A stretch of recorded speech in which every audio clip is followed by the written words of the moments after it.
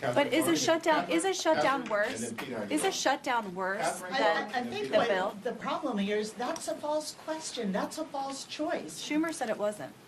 But this is the House position, that we need to go back to the negotiating table, which they walked away from.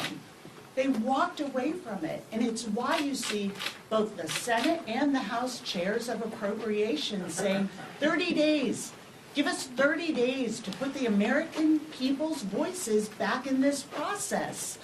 And when you're in the minority, you only have a few real points where you can use the powers that you have, the procedural moves that you have, to do the right thing by people who are terrified of where this country is going and where it's going to leave them and their families. So back to the negotiating table, what is that? Some wild-eyed idea. It's like, let's come back together.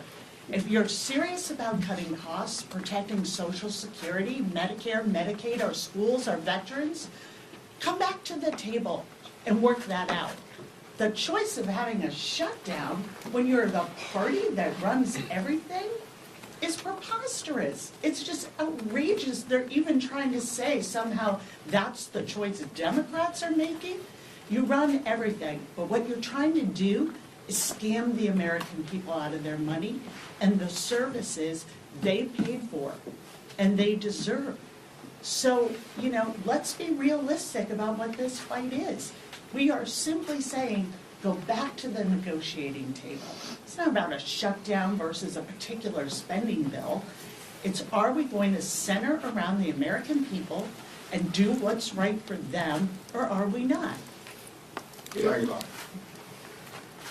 And all these, fun DC words, cloture, continuing resolution, what the American people need to know is that House Democrats are willing to work in a bipartisan way to keep government open for 30 days.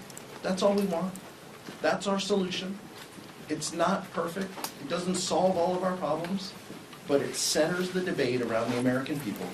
It pauses what would be a reckless shutdown at the hands of Donald Trump, and it says, let's keep negotiating. Let's work on our funding bills. Let's give Rosa DeLauro and Tom Cole, Patty Murray, and Susan Collins some time to work on these spending bills, and then let's come back and let's see what the next couple of weeks hold.